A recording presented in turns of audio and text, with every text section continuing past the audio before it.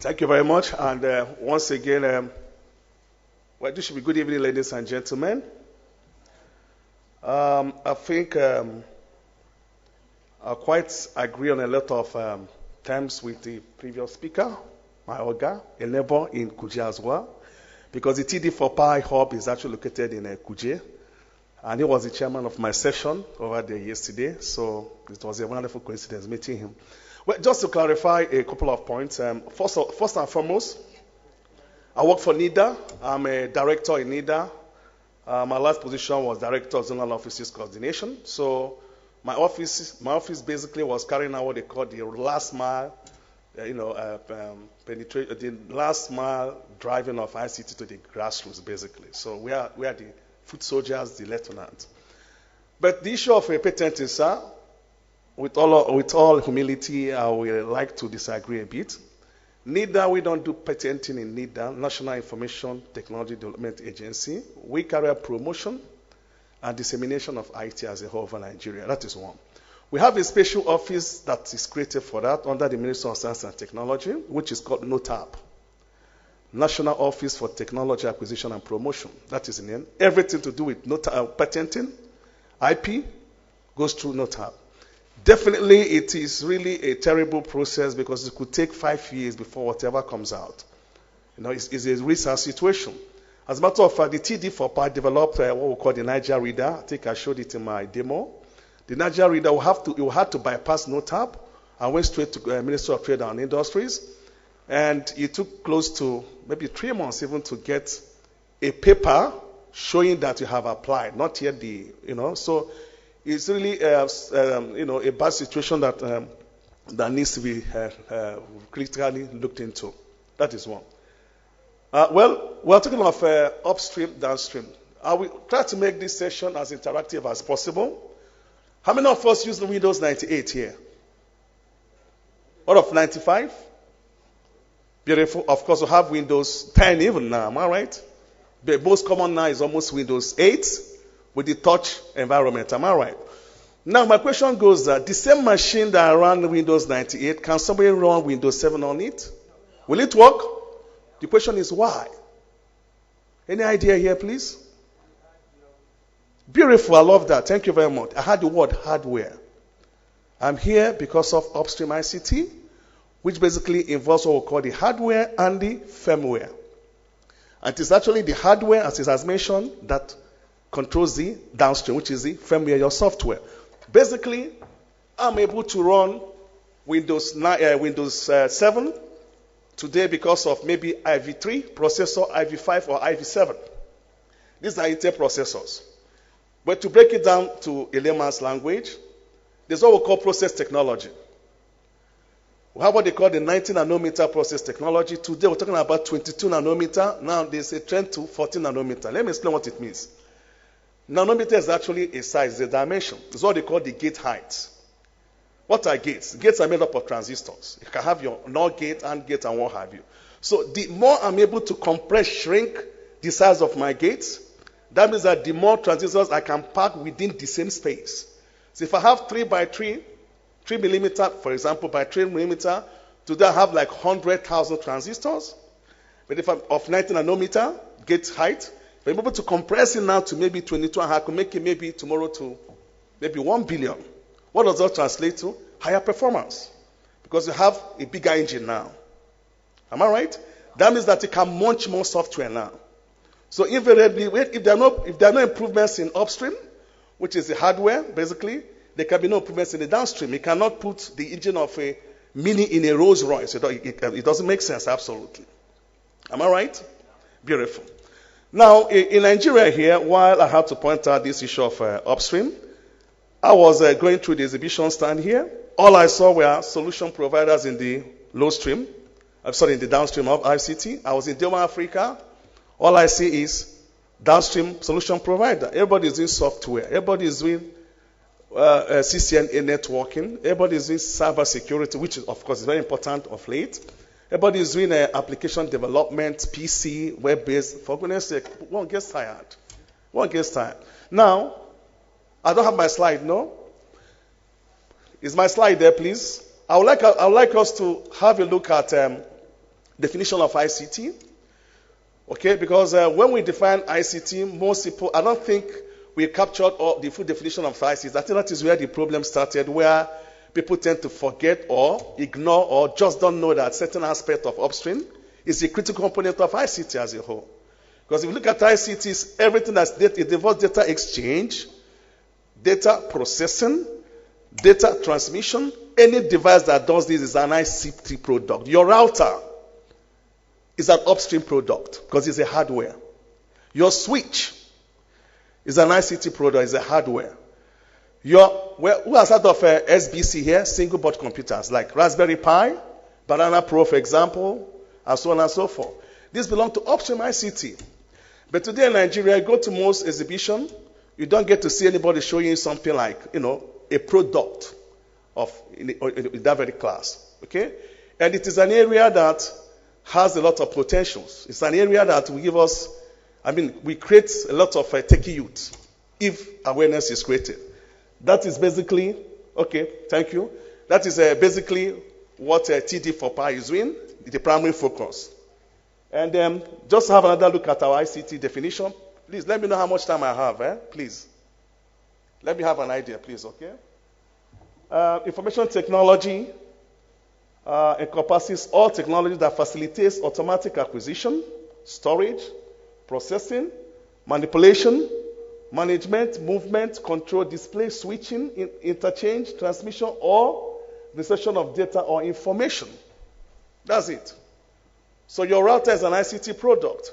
Now the question is, how come in Nigeria here the upstream ICT is basically non-existent or little awareness is created there? Because we don't have the technical expertise, because it's a highly, highly dynamic industry that controls other industries basically.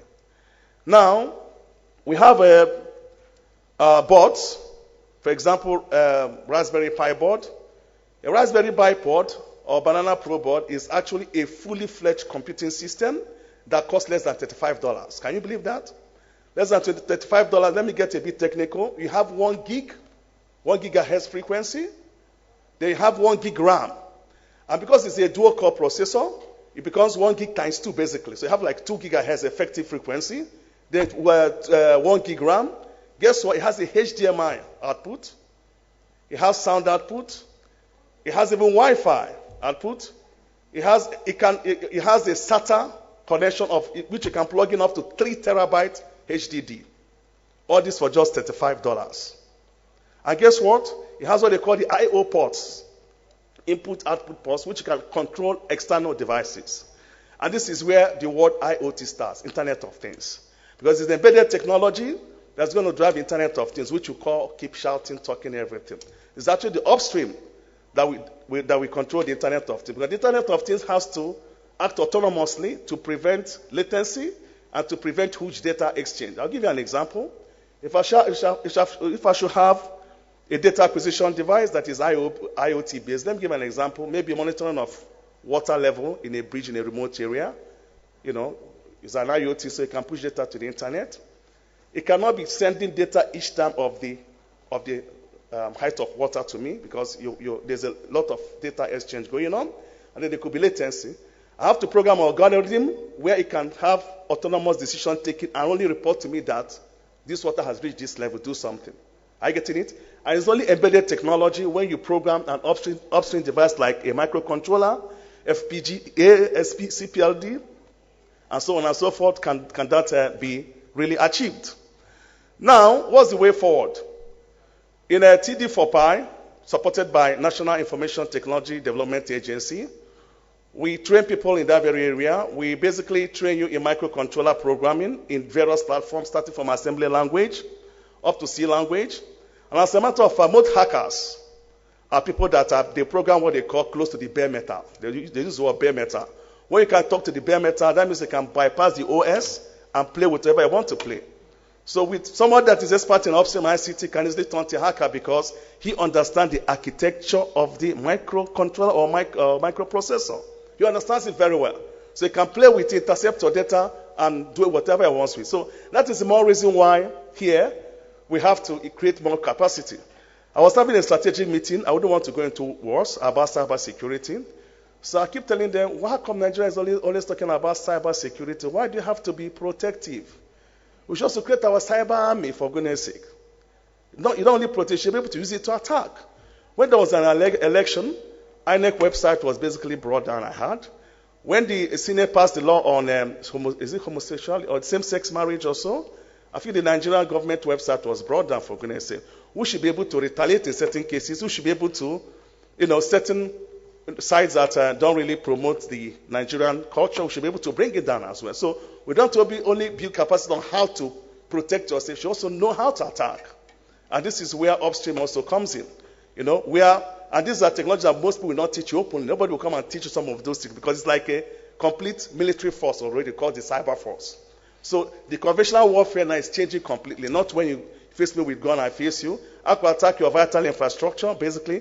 Just as Oga mentioned right now about the banking system, I could bring down the whole banking system, or maybe bring down the whole electricity system, your whole maybe water supply system, or God forbid, back to your nuclear plant, I can bring it down. Like what is ready to Iran when they, I've got the name of the virus they sent to their silos. That was the centrifuge was spinning out of proportion. They lost so many things. Now, to try to wrap, what time do I have, please? So, okay, these are some of the boards I mentioned. Banana Pro board is here. As a matter of fact, please, we'll have a stand over there, just behind TD4Pi. All this, you can demonstrate the power of these boards and other things. Please, can you go to our products? Some of the products there. Go, keep going, please. Keep going. There's no time. Keep going. Keep going down. Keep going down, please. Keep going down. Well, these are some of the course titles we offer over there. Please go down to the product page, please. Please, can you be faster? Okay, stop. Well, these are some of the products of the Upstream ICT. We're talking about RFID Niger Reader, which was designed as well based on Intel Micro Controller 8051 architecture. I think most of us have heard that before. We have a 4-port USB hub, RFID Niger Reader, 4-port, okay, this is just a duplication. No, just some of the things that we designed here, okay?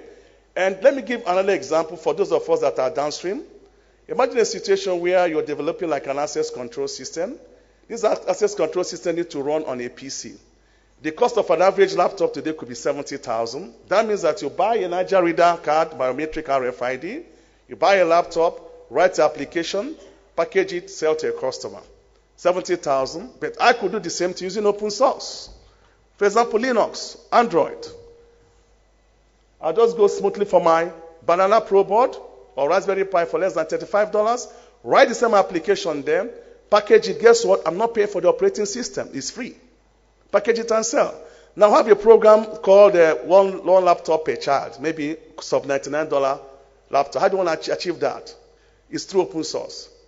And this is where the Upstream also comes in, using SBC. Thank you very much. Wow. Thank you, Dr. Agwu Collins, for that one. TD4PA. Okay, well, for poverty alleviation, yes. Yes. Well, some of the things sounded kind of strange to me, but it also sounded interesting to me. If you look at my size, you know I like food.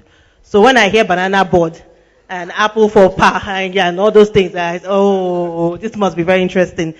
And well, one of the things I like about him too, if you were here for the demo, the only thing he didn't do was to put all his products on all the tables and say, now there you go.